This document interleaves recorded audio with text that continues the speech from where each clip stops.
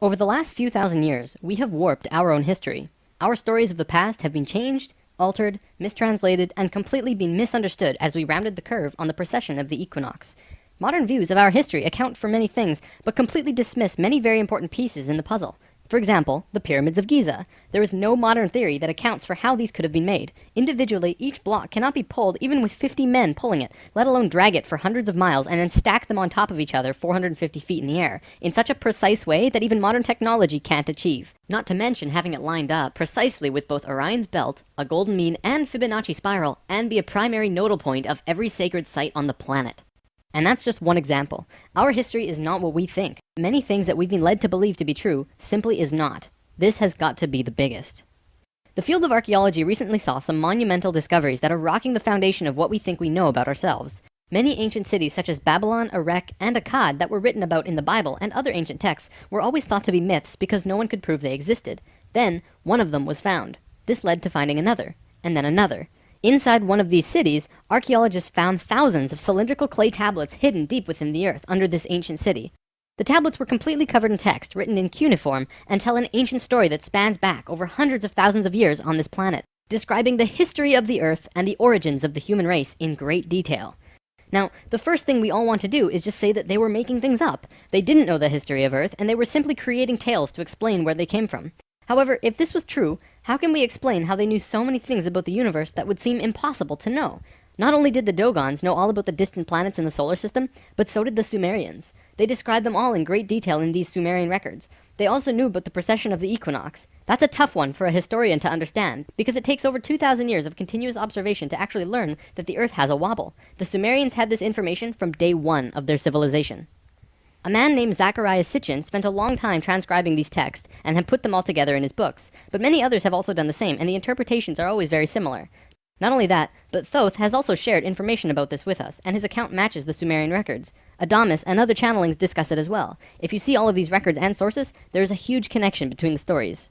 Now, this story spans back hundreds of thousands of years into our past. It talks about Tiamat and Nibiru, the Nephilim, seeding the human race, Adam and Eve, and the children of Lemuria. This portion of the story is really interesting, but not the most crucial to know. We're not going to be covering this at this time. We are, however, going to be picking up the story at the end of Lemuria, and discussing the events of Atlantis up to present day. What I'm going to tell you is a mix of what these records say, along with what Thoth has told us for some finer details. Please have your own experience while watching this. I'm not going to tell you that this is fact. I am simply saying, decide for yourself.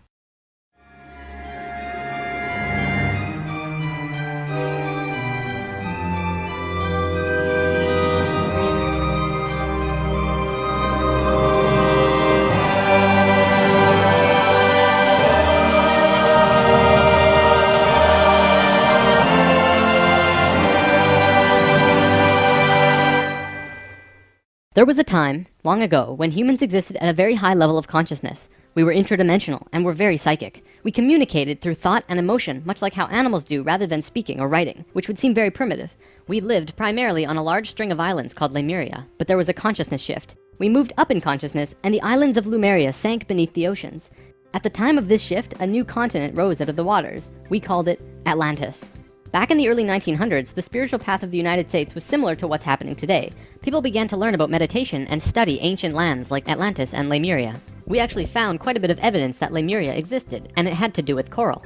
See, the ocean floor does rise and fall. Coral can exist up to 150 feet under the surface of the water. In 1910, the surface of the ocean was probably higher because they were able to see coral rings heading away from Easter Islands for a great distance. These rings were estimated to be found at 1,800 feet, which means that for them to have existed, they would have had to be much higher and sunk slowly. Probably more important, they also found the exact same fauna and flora from the Hawaiian Islands all the way to the Easter Islands. This is a great distance, but if you look at a map, you'll see a long string. That string, according to Thoth, used to run along the western shores of Lemuria. It is only on these islands that have the same flora and fauna. Same trees, bugs, bacteria, everything. Science can only explain this if there were closer land bridges between these islands at one point. Although we were studying this at that time, World War I began soon after, and we lost interest in spirituality and the ancient lands for a very long time. After the sinking of Lemuria and the rising of Atlantis, at first the human race became scattered. We moved to various islands and continents all over the world because we didn't have a home. Yet, we didn't know where to go. At that time, there were about 1,000 humans at a very high consciousness, more than all of the rest. They were called the Nakals. Today, we know them as ascended masters. The Nicals began preparing Atlantis to be our new home. They projected their energies across the surface of the continent in the form of the Tree of Life, not with 10 circles, but with 12, an extra on top on the island of Udal, and an extra on the bottom in the water. There were 10 components on the mainland, and even though it extended over hundreds of miles on the surface, it was projected to the accuracy of a single atom. We chose to move to Atlantis because of the Kundalini. In humans, the Kundalini is often referred to as the energy serpent that runs up and down your spine. When activated, it provides an immense amount of energy through all of the chakras.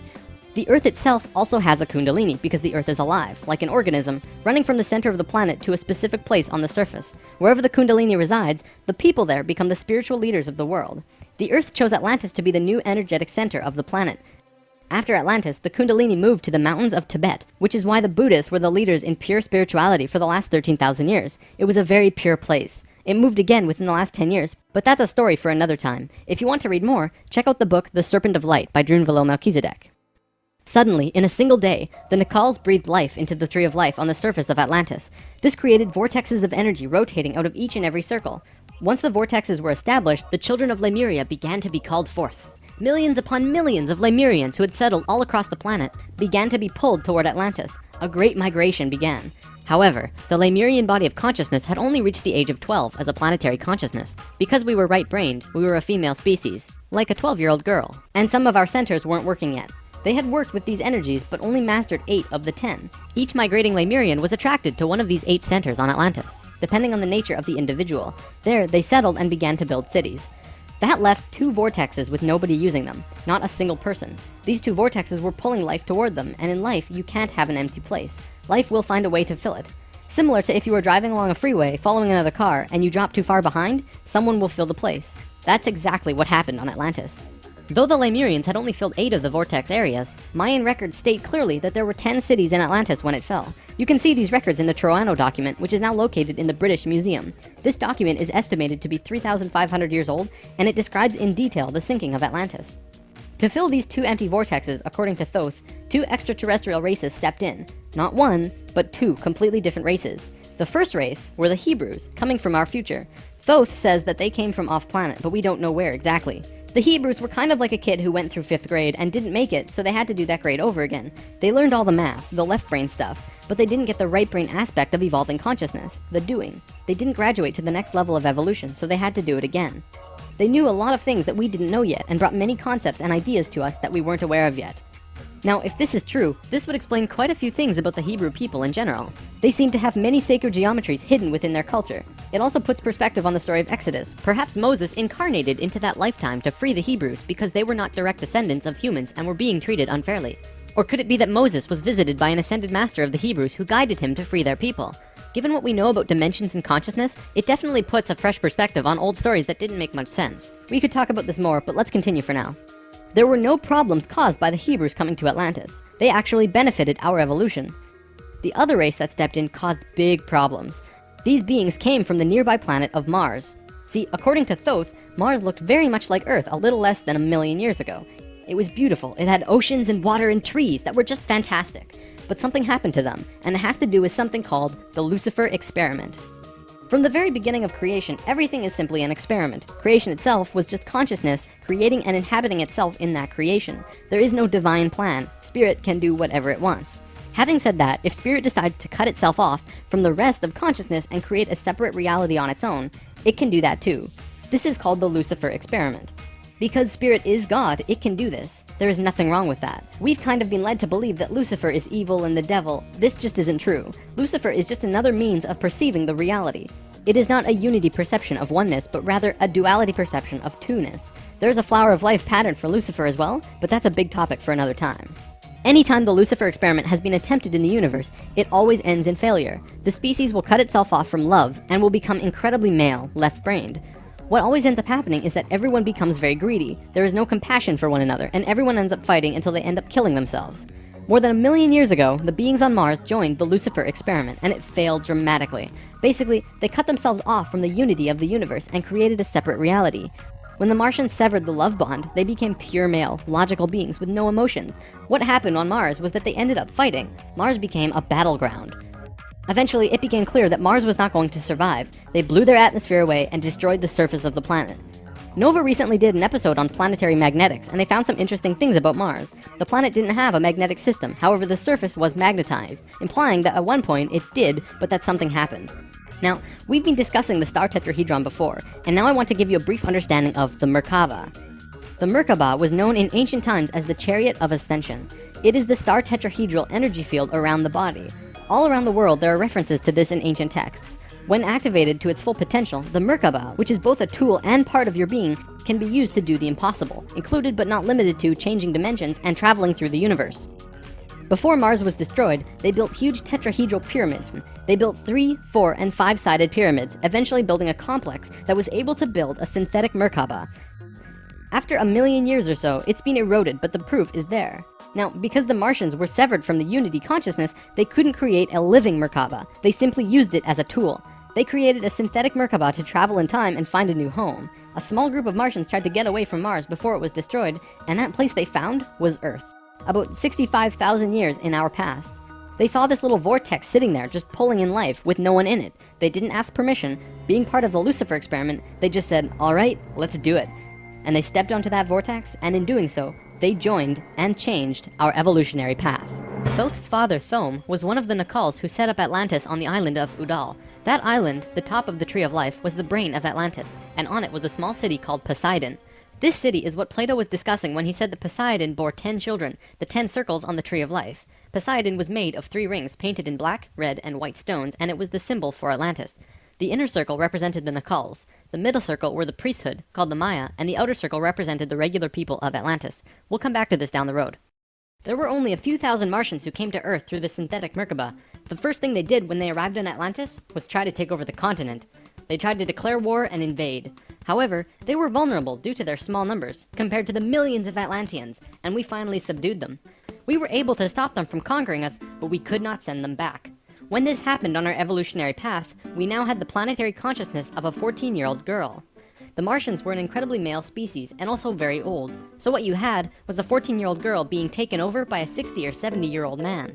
We had no choice in the matter. The Martians just stepped in and said, like it or not, we're here. They didn't care what we thought or felt about it. Really, it was no different from what the settlers of North America did to the Native Americans. Once the initial conflict was over, it was agreed that the Martians would try and understand this female thing they lacked. This emotional feeling, which they had none of at all. Things more or less settled for a while, but the Martians slowly began to implement their left-brain technologies, which the Atlanteans knew nothing about. One after the other, the Martians kept putting out these left-brain inventions, until the Atlanteans slowly began to see things through their left brain. We slowly began to become a male species. The Martians gained control, bit by bit, until eventually they had all of the power, as was their intention. The animosity between Atlanteans and the Martians never subsided, not even till the end of Atlantis. They hated each other. The Atlanteans were shoved down and treated like inferiors. It was like a marriage that the female component didn't like, but the male component didn't really care if she liked it or not. It remained this way for a very long time, until about 26,000 years ago, when the next phase slowly began.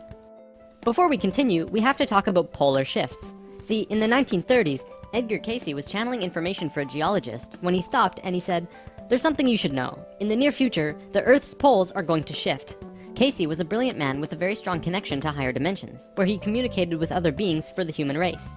Ultimately, it was because of his channelings that the belief system called New Age was created. This is again just putting what he was doing into boxes of understanding, because no one else understood what he was doing at that time. Nevertheless, when Cayce talked, people listened. Geologists began exploring the possibility of a polar shift, and they found something remarkable. A string of major pieces of evidence came forth and lent tremendous weight to what Cayce was saying, and they have now changed the world's view on the subject. Scientists believed that if there was going to be a physical pole shift, there would also be a change in the magnetic poles. Through studying lava beds, geologists were able to see where the planetary magnetics were when the lava beds hardened at certain depths. They found that the earlier magnetic poles were not where they were now, but in Hawaii. The last shift that took place was 13,000 years ago, and we will get there in the story soon. They did another test and found that it had shifted again 26,000 years ago as well. Scientists also learned that polar shifts happen very quickly. In a single day, the magnetics would do a complete flip, or turn 90 degrees. There's that number again. And within 24 hours, the sun would be rising differently than it did the previous day. This shift has happened hundreds of times over the last 100 million years on Earth, but it's speeding up now and happening faster and faster. Now only 13,000 years between each shift. A whole new viewpoint is beginning to be understood. From space, would this not appear as a pulse? Now, there's a lot more to talk about with polar shifts, but I'm going to give you the basics. A scientist named Charles Hapgood was studying this at great detail because the leading theory behind what caused polar shifts was still underdeveloped at the time. He came up with a theory that demonstrated to be possible through various experiments. Through these experiments, they learned that the surface of the Earth, the crust, could slip over the main mass of the Earth, which continues its rotation as if nothing happened. The crust would rotate and spin out of control until eventually it settles again in a new location aligned with the new magnetics. During this time, there are massive earthquakes and tsunamis and devastations that rock the world. Doesn't that sound a bit like the destruction described in the Book of Revelations? Now, I don't want to freak anyone out. Besides Edgar Cayce's account, many other ancient prophecies, including Nostradamus and Mayan prophecies, have talked about polar shifts in one way or another. And modern science is becoming increasingly aware that there is going to be a polar shift in our near future, which is lining up with our consciousness shift, though they don't take that aspect into account. It's funny actually, a while back, Nova did 2 reports on polar shifts, and both times NASA shut them down. Then recently, Nova released a new video called Earth's Magnetic Storm. That video shows all of the evidence for pole shifts without actually using the words pole shift. It's almost as if a specific company doesn't want us knowing about this and the evidence that's been brought forth. Polar shifts are directly related to the magnetics of the planet as well. Planetary magnetics are supposed to look like this, but the reality is much different. Our magnetics have been weakening over the last 500 years or so, and today, they look a little more like this. It was the magnetics becoming more and more warped that's causing many of the problems we've seen in the last 20 years. Birds follow the magnetics of the planet to migrate, and they'd be ending up in places they shouldn't be. Whales were continually beaching themselves in the 90s because they followed these magnetics, which led them to land where there should have been water. As for humans, you know how on the night of the full moon there are more rapes, murders, and violent crimes than any other night of the lunar cycle? Well, the moon affects the magnetics of the Earth, slightly. But the magnetics are so warped right now, it's affecting how we think and act as a planet. Our collapse of social structure is related to the geomagnetics of the Earth. Or perhaps it's the other way around. There's one other thing that we need to discuss about polar shifts. They always line up with a consciousness shift. They are interrelated. Thoth lived on Atlantis for a very long time, and he told us that he saw the Earth shift 5 times, watching the sun rise in the east, and then the west, then the east, then the west. This is how to explain why during a consciousness shift at the end of Lemuria, it sank beneath the oceans and Atlantis rose. If the crust was spinning randomly around the planet, many geological events such as continents rising and falling would take place.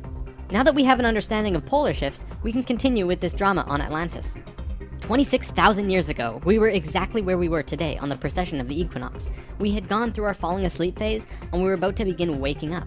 It was at this point that there was a small consciousness shift. We actually went down in consciousness, not up. A piece of Atlantis about the size of Rhode Island sank into the ocean. This caused a tremendous amount of fear within the Atlanteans, because they thought they were going to lose the whole continent, like what happened with Lemuria. Because of the consciousness shift, one of the bigger things they lost was their connection to the future. They couldn't foresee big events such as the potential sinking of their home. After about 200 years, this fear began to subside. Now, in both the Bible and the Sumerian records, the accounts of Adam, Eve, and all of their children were recorded to have exceptionally long lifespans, like 900 years or so. So 200 years for us back then is like 20 years for us today. We'll explain how we got there soon. Things kinda settled for a while, and then between 13,000 and 16,000 years ago, a comet approached the Earth. Because we were living at a high consciousness across all dimensions, the Atlanteans became aware of it before it hit. A great conflict occurred in Atlantis. The Martians, who were in the minority even though they were in control, wanted to blow it out of the sky with their laser technology. However, the Nacals had learned of the comet's true nature, and the Atlanteans protested. They said that the comet was in divine order. They had to allow it to take place naturally. Let it hit the Earth. That's what's supposed to happen. The Martians fought the Atlanteans, but in the end they gave in. The Martians agreed to let it hit the Earth. When the time arrived, it came screaming into the atmosphere, plunging into the Atlantic Ocean just off to the western shores of Atlantis, near where Charleston, South Carolina is now, only that was at the bottom of the ocean at the time. The remnants of the comet are now scattered across 4 states, and science has definitely determined that it hit at least 12,000 years ago, if not more. They're still finding pieces today. Although the main portion struck near Charleston, a few fragments actually hit the main body of Atlantis, crashing into an area right where the Martians were living, killing a huge portion of their population. They were pissed. They said, "It's all over, we're divorcing you, and we're gonna do whatever we want. You can do what you want, but we will never listen to you again." We know this whole bit. We've seen it in divorced families throughout the world. And the children? Well, look at our modern world today. We are the children. You can guess what the Martians did next. Their primary interface with the reality was control, and when their anger rose to meet their desire for control, they decided to take over the Earth. They began to once again create a complex like the one they built on Mars long ago to try and create another synthetic Merkaba. If they had succeeded, they would have gained control over everything on the planet. The only thing was, around 50,000 Earth years had passed since they had built a Merkaba, and they didn't quite remember how to do it. But they thought they did. The Martians built the buildings in Atlantis. They set up the whole experiment, threw the switch, and lost control. The destruction was immense. In this reality, you can hardly make a greater error than to create an out-of-control Merkaba. The experiment began to rip open the dimensional levels, not the higher ones, but the lower ones. To give an analogy, if you took a knife and slit open your stomach, the stomach acids would seep into other parts of the body that it's not supposed to be in. That's like ripping open the dimensions. The Martians almost destroyed the Earth. The environmental disaster we are experiencing today is nothing in comparison, though today's disasters are a direct result of these events.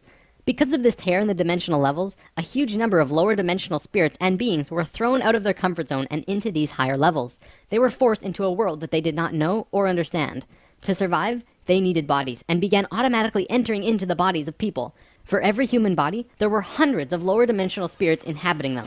These beings were Earthlings like us, but very different, not coming from this dimension. It was a catastrophe, probably the biggest the Earth has ever seen. The reason the Nacals were special wasn't just because of their incredibly high consciousness, making them like guides of Atlantis. They also had achieved what today we call immortality. Let's just say they figured out a way to keep their body healthy and young for as long as they chose, and could choose to pass on whenever they desired it. When reincarnating, they do not suffer the great memory loss that we do when we incarnate. They did it through their expanded consciousness and tantric interdimensional sex meditations. This is how Thoth was a priest king of Atlantis for thousands of years and stayed on Earth until 15 years ago when he gave all of his memories and understanding about sacred geometry to a man named Drunvalo Melchizedek. The Merkaba is formed out of 3 star tetrahedrons overlaid on top of each other. 2 of them are counter-rotating and the third is stationary. When the Merkaba is formed with the unity consciousness, it is formed internally with love.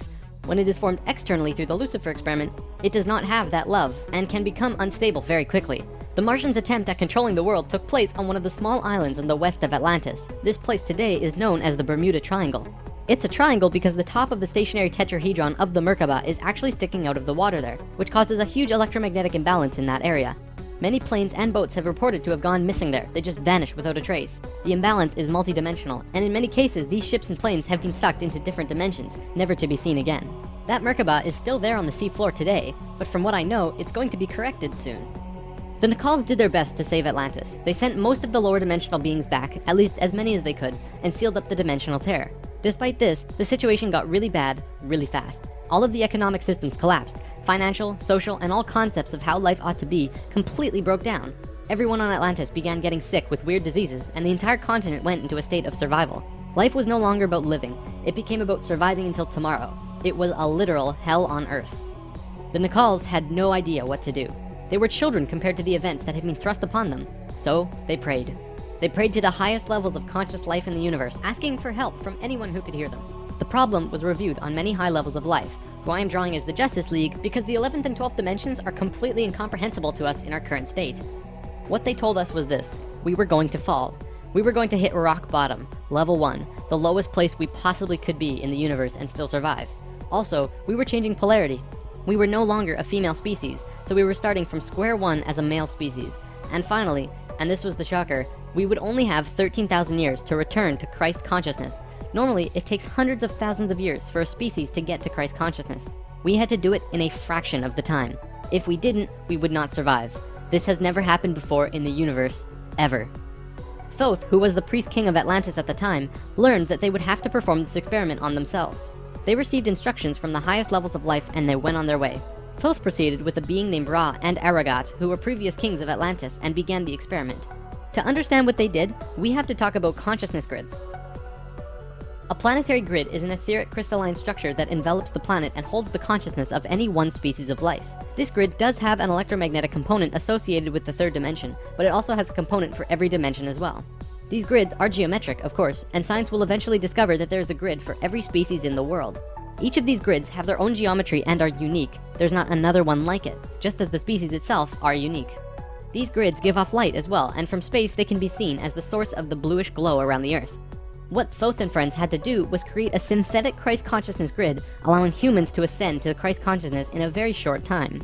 But first, let's talk about the science behind the grid. Perhaps you've heard of the 100th monkey experiment.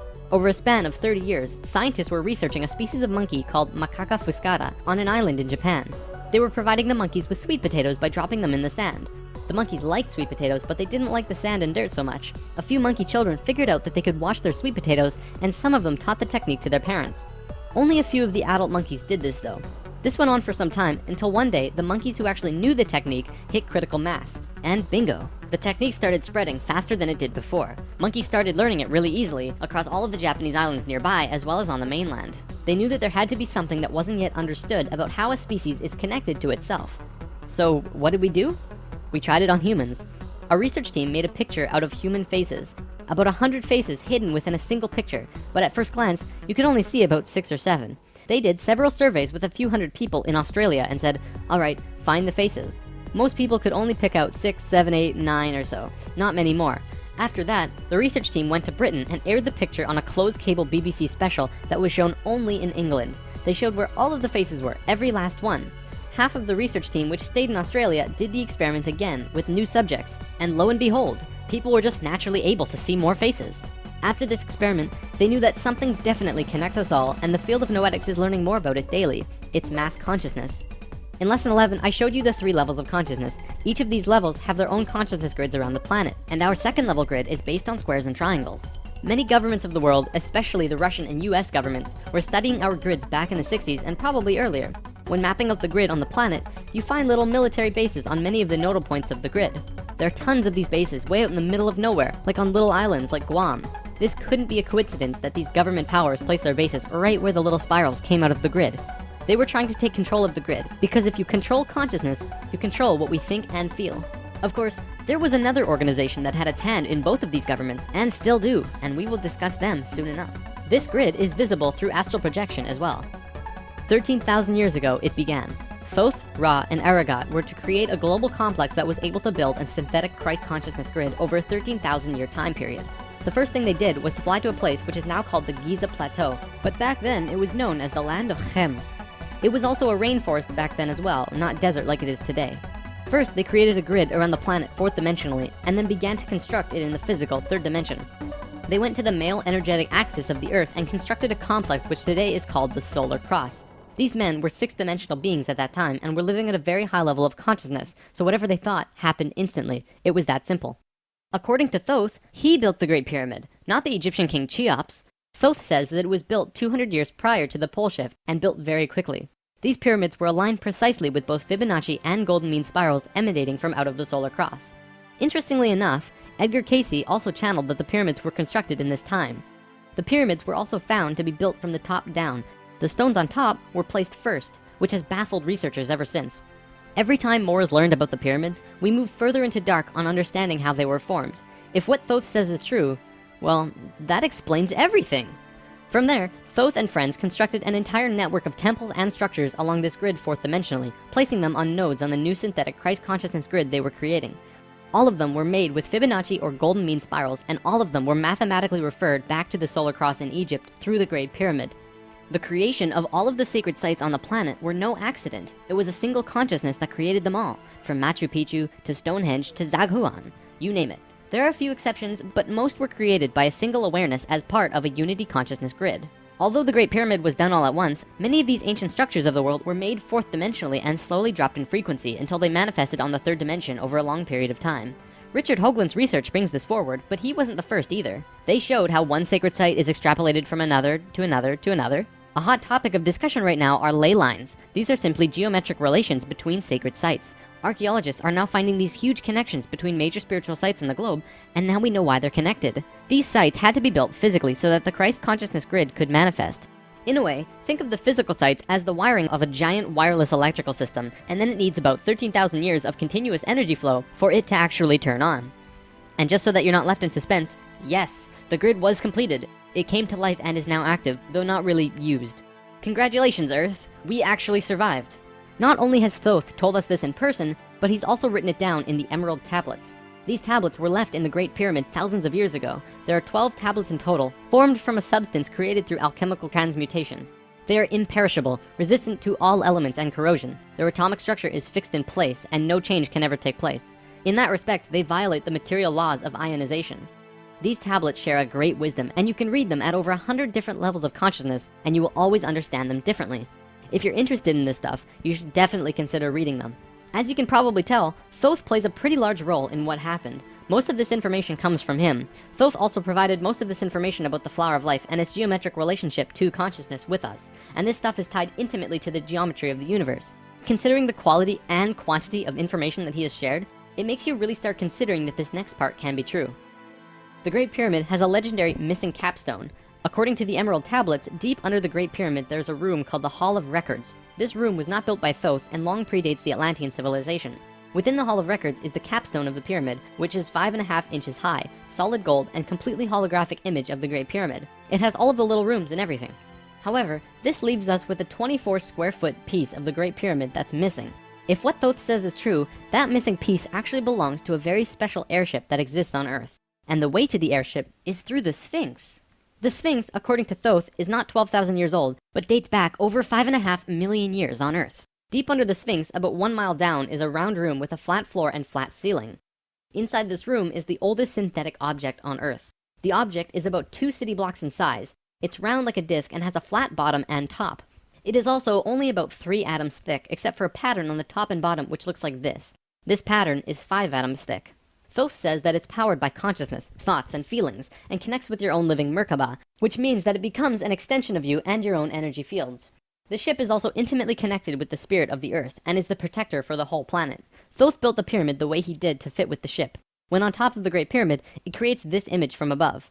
The disc ship has a circumference equal to the perimeter of the Great Pyramid. As we discussed in Lesson 11, whenever that ratio appears, life occurs. This ship can only be used by the purest of souls. See, whenever we approach the point in the precession of the equinox where our poles do these shifts, we become very vulnerable. Things often degenerate, and while things become chaotic, there are often other species who wish to take us over. This has always happened, not just with us, but with all evolving consciousness. Every time a takeover seems imminent, a very pure person will find their way to the ship and raise it into the air. The Earth and Sun will connect with that person and give him or her great power. Then, whatever that person thinks and feels will happen. And think about it. If consciousness is the primary core component of the entire planet, does it not make sense that it would have its own defense mechanism?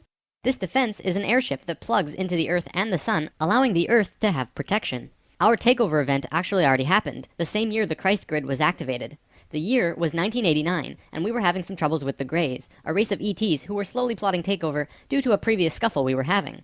A very pure woman in Peru made the ascension process into the Christ consciousness grid and found the ship. She tuned it to the frequency of the 4th dimension, where she raised it through the Earth and into the air, and manifested a situation for the Greys to leave. Within a very short time, the Greys began getting sick, and remained sick for as long as they stayed here. They have been forced to leave for now, and we are once again safe. The ship is a warship in that whatever race is trying to take over, the person will just think them away, think up a situation, and force them to leave. Returning to the events on Atlantis, after completing the complex in Egypt, Thoth and pals returned to Atlantis, where they waited for about 200 years until that critical point on the precession of the equinox where the poles would shift. They knew that Atlantis would sink, and they would be ready. Previously on Thoth and Pals! Thoth, the poles are shifting. Oh, the pole shift? Yeah, whoa, what's wrong with your eyes? I don't know.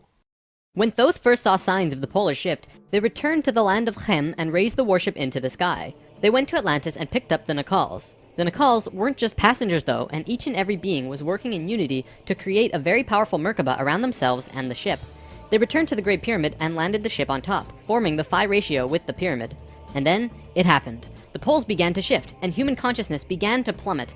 Simultaneously, the electromagnetic and magnetic fields of the Earth collapsed, and all life on the planet went into the Great Void, the 3.5 days of absolute blackness described by many ancient cultures in the world. The Emerald Tablets say that whenever we go through a polar shift, we go through a void space as we change our frequencies for about 3.5 days. This is also in the Troano document, depicted by 3.5 stones painted black. This refers to a time when we go through what science calls the electromagnetic null zone. During the pole shift, a phenomenon takes place where everything just seems to disappear for a certain time. Usually it's between 2 to 4 days, and the last time it was 3.5 days. Here's where it gets interesting. What happens to us does not usually happen to a normal species, because most advanced species will have their Merkabas handy at the time of the shift. We didn't, due to our little crisis, and we got sucked into the void space without protection. This resulted in us losing our memories. Science realizes that all of our memories are connected through cells in our brains as well as fields around our heads. What is not entirely understood by science yet, at least not directly, is the connection our memories have with the planet itself. We've discussed this before. The magnetics of the Earth affect how we think and act. The Merkaba is an electromagnetic field that you create around your body that can serve as protection from void as you're consciously going through it. What happened to us when we didn't have that protection? It was a clean wipe. When we existed on Atlantis, we were living at a very high level of consciousness in a higher dimension. We had extremely advanced and sophisticated bodies and minds, and were capable of practically anything, living in a dimension where molecules were spaced so far apart that consciousness could interact with them without physically moving. It's hard to explain because you can literally shape your environment immediately through your consciousness in these higher frequencies. In that sense, we were creators, knowing and understanding oneness, beings of love. But then we fell. We dropped back down to this place called the third dimension. We also fell in consciousness back to zero. We forgot how to use the pineal gland, and it slowly shrunk to the size it is now, like a raisin, where it's supposed to be eyeball size. When this happened, we forgot how to breathe source energy into our bodies, and our lifespans went kaput. Eventually, we went from 900 years to what it is today. We had not experienced this dense reality that we had before, at least for a very long time. We were kind of like a supercomputer that gets completely wiped. No operating system or anything. We had these advanced physical bodies, but we didn't know how to use them. This is why today we are so physically advanced compared to pretty much all the other animals in this third dimension. For a time, the survivors of the Atlantean fall, and there were a few, were literally hairy barbarians. We even had to rediscover fire. The reason we're having such a hard time finding evidence of Atlantis is because for the most part, the events of Atlantis took place on a much higher dimension than our physical Earth exists on right now. Everything I've drawn of Atlantis can't be taken as that's what it looked like, because it didn't. This landmass did physically exist, but the Atlanteans were not inhabiting that dimension of its existence. If the warship hadn't been protected by the Merkaba, the Nacals would have lost their memories. They retained their memories when the Earth came out of the void and began their work once more. Thoth and 1/3 of the Nacals went to the Island of the Sun in Bolivia. Aragot and 1/3 went to Tibet, and Ra and the remaining third went to Egypt, where they waited. Now, we're going to begin bridging the gaps between this story and our current history. In between the fall of Atlantis and the dawn of our first civilizations, who were the Egyptians and the Sumerians, there was a 6,500-year gap between them. What was happening to us in that time? We have to look at this precession chart again. This is where we fell in consciousness, point C, and this was our falling asleep phase too. Thoth, Ra, and the Ascended Masters were waiting until point D. They had to wait for humans to just evolve themselves over a 6,500-year time period until they were advanced enough to actually receive this new information that they were going to provide. Sometime in here was when the flood of Noah occurred. Because of the pole shift, the Earth went through an ice age. This is scientific fact. When the ice melted, it would have caused massive flooding. DNA is the physical manifestation of who you are. It is your soul's physical aspect. What we are seeing in DNA is changes in the codons. There's 64 possible codons in DNA, and humans only have about 22 or so. What we're finding is that there are 6 more codons being activated within these children, and they are choosing 2 of the 6. These kids are what we call indigo and crystal children, and probably the super psychics as well. Now, this is a chromosome. Basically, what this is lots and lots of DNA wrapped into this weird H-like shape. This is located in every cell and is part of your body of consciousness. What Thoth tells us is that every level of consciousness seen here not only has its own consciousness grid, but its chromosome change as well. The second level, where we are now, has 44 and 2 chromosomes. To any scientist, this is basic biology. The first level, however, has 42 and 2, and this third level has 46 and 2. The fourth and fifth have 48 and 2 and 50 and 2 respectively. The primary physically visible difference between these DNA in all life is height. The first level has an average height of 4 to 6 feet tall. The second level, us, has an average height of 5 to 7 feet. Third are about 10 to 16 feet, which we are about to translate to. Fourth is 30 to 35 feet, and the last is 50 to 60. You may remember a being named Metatron, the Hebrew archangel who is the perfection of what humanity is to become. He was 55 feet tall, that guy. The last 2 heights are far in the distant future for us, though. This is a place in Egypt today called Abu Simbel. The first thing you notice is that these statues are huge, but with the information about the DNA, this paints a different picture. These beings would be in the 60-foot range if they were to stand. They were at the 5th level of consciousness. These beings on a different wall are 35 feet tall, 4th level of consciousness. Here are some 3rd levels as well. Archaeologists saw this and thought that it meant that the man was just much more important than the woman, when in actuality, the kings of Egypt had 5 different names, one for every level of consciousness. Some of the kings were even able to translate into different dimensions, and that's how they guided the population with the power of the gods. In Egypt, according to today's top archaeologists and researchers, the Egyptians and Sumerians both began their civilizations right around the same time from each other, within a few hundred years or so. Both of these civilizations emerged out of nowhere with perfect writing abilities that were not improved upon since. When they first emerged, they were extremely sophisticated and clear, and slowly degenerated over generations. No archaeologist can explain how this happened or explain how it could have happened.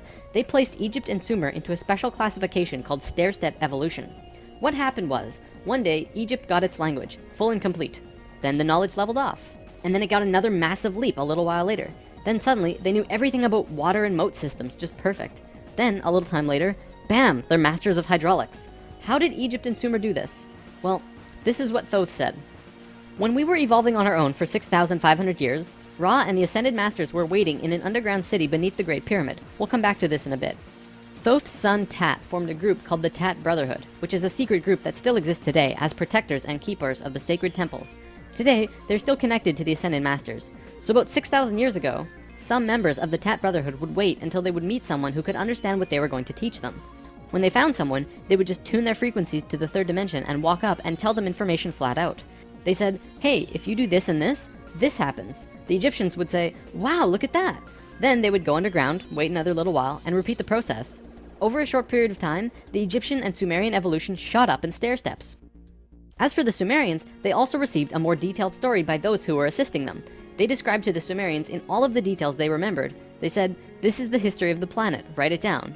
The Sumerians knew about the precession of the equinox because they were told it by the Nacals from Atlantis. After this stair-step period, we began to fall asleep further. Things got worse once more. It was our falling sleep stage of precession, and although the Nacals had given us a boost, we were consciously dozing off. On that note, it's time for the story about the city under the pyramid. Keep an open mind about this because there is very little proof for what I'm about to say. For over 40 years, Drunvalo Melchizedek has been studying human consciousness through sacred geometry and spiritual teachers and masters all over the world.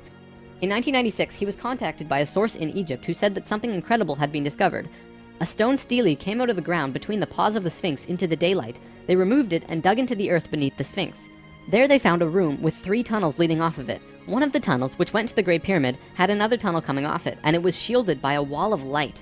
Bullets could not pass through this field, and people could not even get close to it without feeling like they're going to die. The Egyptian government found a particular person who could turn off this field.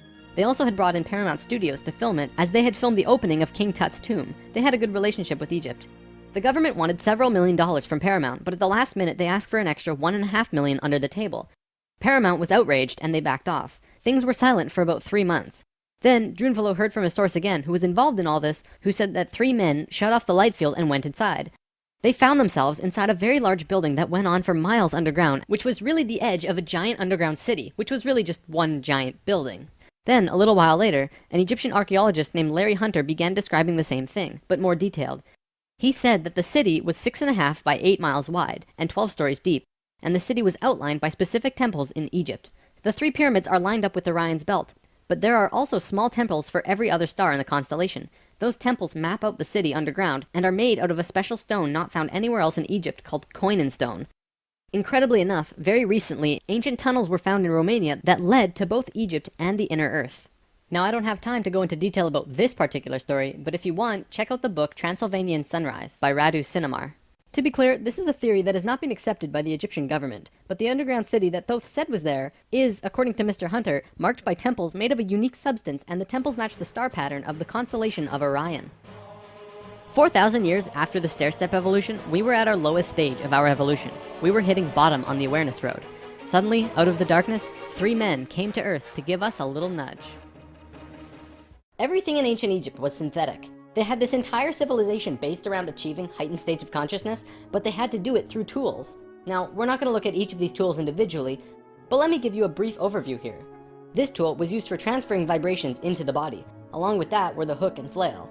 This little device was a kind of generator to increase vibrations, though there's not too much information available on it. This thing, however, was their most important tool, the Ankh. They saw the Ankh as the secret to eternal life, and they used it not as a physical tool, but as an energetic one. They would use this form and Ankh their sexual energy. Now, this could be a huge topic on its own, like how energy travels up and down the body through a vertical tube between 5 energy channels that counter-rotate as they extend through the body. But basically, sexual energy is an incredibly powerful energy. We definitely abuse it today, but what the Egyptians knew was that when you had an orgasm, a very large amount of energy bursts from your root chakra all the way up your spine to the top of your head, and then it gets released. What the Egyptians would do was when the spiral of energy hit their heart chakra, they would onk the energy out of the back of their body and over their head and back into their body, where they would keep the energy and retain a massive energy boost. In other words, if you take a tuning fork and hit it, it will reverberate for a certain amount of time. Then, if you attach an onk on top of it and hit it again, it will reverberate at least 3 times longer. The Egyptians were doing this with their bodies. Moving on, when Atlantis was first formed, the Nacals set up something called a mystery school. This is a special type of school where you learn about consciousness, and you learn different aspects of expanding your own consciousness, and eventually getting to a place where you become immortal. It usually took a very long time to achieve this state, and that's why there were only about 1,000 Nacals in comparison to the millions of Lemurians at the start of Atlantis. The first Atlantean to reach the immortal state was a man named Osiris. Ancient Egypt's mythology tells a story about Osiris, a man who was killed and cut up into pieces by his brother in an act of rage, and then the pieces were scattered. This event, perhaps less exaggerated than the myths, actually did happen, and it took place on Atlantis. Osiris's wife and sister retrieved the pieces, and upon returning the final piece, they restored the creative energy flow and brought his spirit back into the body. Through doing this, Osiris became immortal, and he was the first immortal of Atlantis. This story is told throughout ancient Egypt on many temple walls, and I'm going to show you why. Osiris went through the 3 stages of consciousness. The first one was whole, the second was separated from itself, included physically, and the third was whole again. The Nacals used Osiris's understanding of how he became immortal as a template for how others could do it as well, only through consciousness, without needing to be cut up, of course. This eventually became what we would call the religion of Atlantis, but it was more of a deeper understanding that they were following. This template was also used in Egypt, which we will look at now. Through this stair-step evolution, we began to change from the first level of consciousness into the second. Before the fall, we had incredible memories. It wasn't this vague recollection that we have now, but today we might see it as full-tilt 3D holographic memory. After the fall, we still had a photographic memory and could share these experiences with each other, which is called dream time. It is what the Aborigines of Australia still have today. Through the introduction of writing, however, we began to change from the first level of consciousness into the second. We lost our incredible memories and became very separate from each other and ourselves. Thoth was the one who introduced writing, and if you look at ancient Egyptian culture, it even says, Thoth brought writing to us, as well as many other things. Now that we were in the second level, over time, things began to change, and a very serious problem developed, which if it hadn't been solved, it would have caused a major catastrophe in our own near future. Basically, in Egypt, the Ascended Masters had used Osiris's genetic coding of changing chromosomes to show others the path of ascension. They developed a system of 42 and 2 gods, with a lowercase g. They were actually called Neters. Most will recognize this one. His name was Anubis. There were 42 and 2 Neters who were representative of human chromosomes. Each one of them showed a specific pathway of life or human experience, and people would follow these understandings to learn more about their life or their own reality. The problem developed when both Upper Egypt and Lower Egypt became more separated from themselves, and the meanings of these Neters were lost. Over time, the drawings of these Neters changed, and the meanings changed with them. People had no idea what they meant. Then it got worse, when the Egyptian king Menes merged Upper Egypt and Lower Egypt into a unified country. Menes also merged the belief systems, so now you had 88 gods that people were fighting over to decide who was really God. This was an issue because now they had people not knowing what to believe, completely lost, separated from their understanding of their own divinity and God. Things became separated further. People fought over which gods were really gods. Today we look back and say, wow, they thought there were so many gods, when really this wasn't the case at all. Even with the help from the Tat Brotherhood, we just couldn't get it right. There was one short period of Egyptian culture that most historians don't really understand. As it's written in ancient texts and hieroglyphs, for 17.5 years there was a bizarre new ruler that completely changed how Egypt was run. And his name was Akhenaten. Before him, there were only kings. Akhenaten was the first pharaoh, which meant that which you will become. He was also, believe it or not, 15 to 16 feet tall, at least that's how he was always depicted, and had an elongated skull. Both of these aspects are related to Christ consciousness. Akhenaten abolished all previous understandings of God and tried to instill a one-God understanding in everyone. After 17 years, the majority of Egyptians revolted and Akhenaten was killed, soon to be replaced by someone else, returning to the old system. What actually happened? To correct the problem, Thoth got the help from Ai and Tia, who were the first immortals from Lemuria, and got them to mate interdimensionally to conceive a Christ consciousness being. Thoth said that he worked with the previous kings of Egypt to help achieve this, and Egyptologists find that Akhenaten came completely out of nowhere. It took some time, and there was a transitional period involving Amenhotep III, but soon Akhenaten was on the throne. Akhenaten used his time to bring Egypt back to a simple religion where there was one God, one reality. He used imagery of a sun disk to represent this. The priests in Egypt didn't like that because the religious beliefs were centered on the priests. Then he comes along and says, you don't need priests, God is within you, and you can access God from within your own selves. Well, they didn't like that. He also pulled the military back and said, don't attack unless someone else attacks first. The military didn't like him either. Plus, the people generally didn't like him because they enjoyed worshiping their many gods. Eventually, they disposed of him. After all that, what did Akhenaten do that evidently saved humankind? Well, he developed a mystery school, with the intention of showing a small group of humans a way to ascend into the immortal state. Usually, it took hundreds of years to reach the level of immortality, and Akhenaten had 17 years to produce results. This was a very close call, but he did it. He actually showed 300 individuals the path to immortality in this short time. So after the general population disposed of Akhenaten, these 300 immortals would go beyond Egypt. Thoth wrote in the Emerald Tablets that after ancient Egypt ended, he brought a man named Pythagoras into the Great Pyramid and taught him the geometry of the universe. That man then went on to found Greece, which was originally built upon schools for teaching geometry and the Platonic solids and all of that stuff. Thoth lived a lifetime here as well, where he was known as Hermes Trismegistus. Akhenaten's immortals became a group called the Essene Brotherhood. They first migrated to a place called Masada in Israel. Even today, Masada is known as the capital of the Essene Brotherhood. Now get this. In this brotherhood, there were two people in particular, a man and a woman. You might have heard of them. Mary and Joseph? See, it was part of the Ascended Master's plan that they would bring in a being who would show the pathway to Christ consciousness. He would come to Earth as a second-level being, a regular Joe, and achieve Christ consciousness through the course of his life. Then, the ascension process, the transitional experience from the second to third level, would go into the consciousness grid that was still being formed. He was able to transition because he was originally from these higher levels. That man is known today as Jesus, although his name at that time was Yahshua ben Hur. If Yahshua had not shown up, we would not have had that ascension experience available to us today. None of us would be aware that these higher levels of understanding even existed, and we would destroy ourselves. According to what Thoth said, Mary and Joseph mated interdimensionally. Mary could have been a virgin, physically, but she mated with Joseph in a way that would allow a soul from a higher reality to come down to Earth and have a human experience. Usually, this is impossible to do otherwise. Through Yahshua's work, he came here just like us, a total human being, but he went through these three important stages: final death, resurrection, and ascension, and gave us these experiences so that we could access them down the road. Now, as we all know, the story of Jesus has a missing piece. He was a child, disappeared for some time, and then showed up again when he was 30.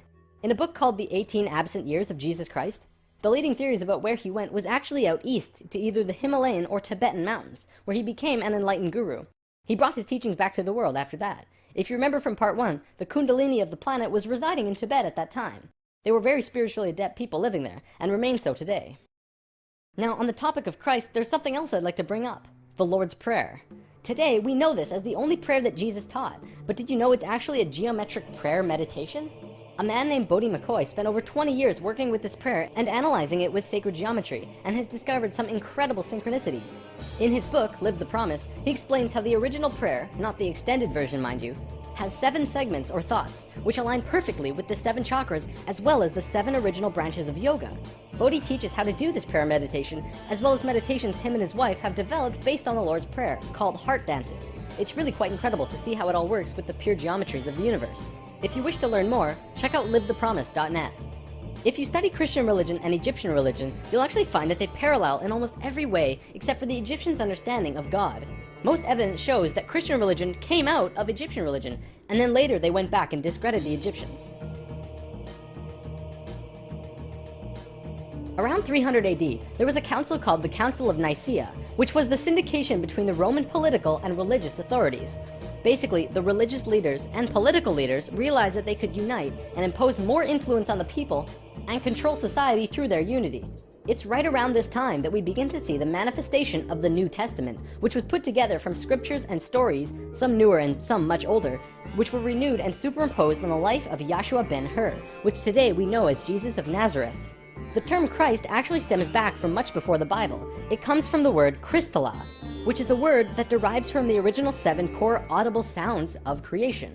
When the creation of the universe occurred, the original tones were ka, ra, ya, sa, ta, ha, la.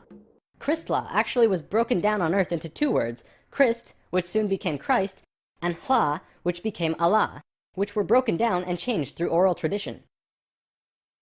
The symbol for Atlantis was 3 rings inside of the other. The inside were the Nacals, the middle ring were called Maya, and the outer ring were the Atlanteans. The Maya's job was communicating the messages from the inner circle out to the regular people of Atlantis. When Atlantis sank, the Maya took their knowledge, a crystal skull with memories of Atlantis, and their calendar, and went out to what today is called the Yucatan Peninsula, birthplace of the Mayan civilization. Their calendar is the most advanced, detailed calendar on the planet, and it has its roots in Atlantis. Over the last few hundred years, a group of people have slowly monopolized the entire world into what it is now. Today, there are 13 families that are among the richest families in the world. They have their hands in next to every organization and government and control over 95% of the money. They control our modern world from the very tippy top. Today, we like to call them the Illuminati, except that's not really who they are. The word Illuminati means enlightened ones, which was established long ago as a secret society that was focused around expanding knowledge through scientific and spiritual understandings. Secret societies were not originally bad, but rather consisted of those who just kind of got it.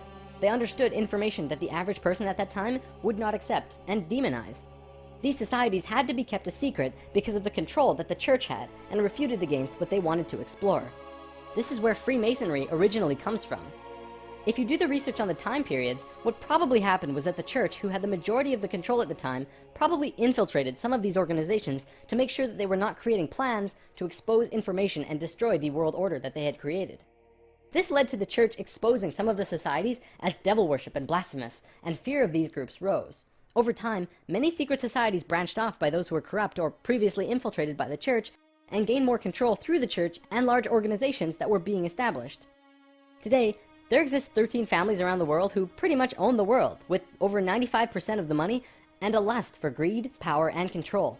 More and more information has become present lately that many of these families may have DNA that is different than the rest of the human population. It is speculated that they share DNA that was passed down from the Martian race or other species races. They contain no love or emotion and are completely power-driven.